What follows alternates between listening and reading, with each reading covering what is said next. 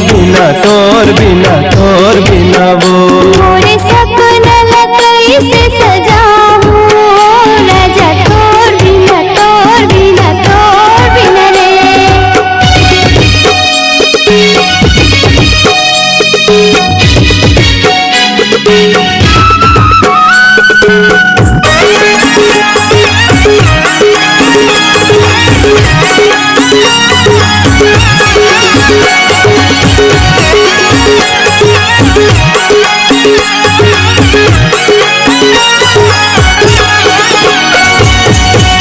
रखे मन मोरे सुन तो गरीबो बैरी हो के दुनिया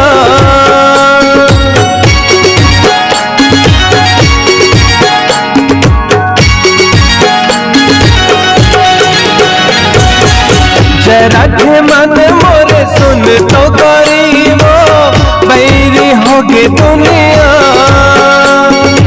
रख बे संभाल के अचरा में बांध के आवत वो मैं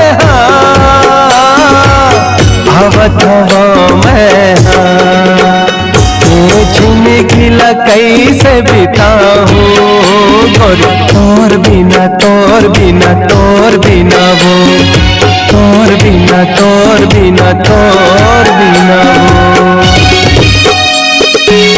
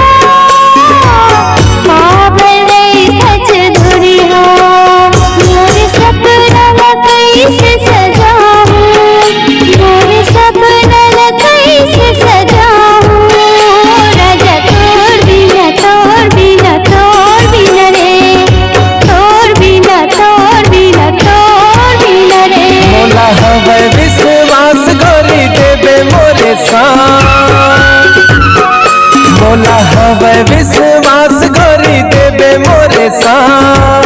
जिंदगी ला कैसे बिताऊं तोर बिना वो मोरे सपना कैसे सजाऊं राजा तोर बिना रे। तोर बिना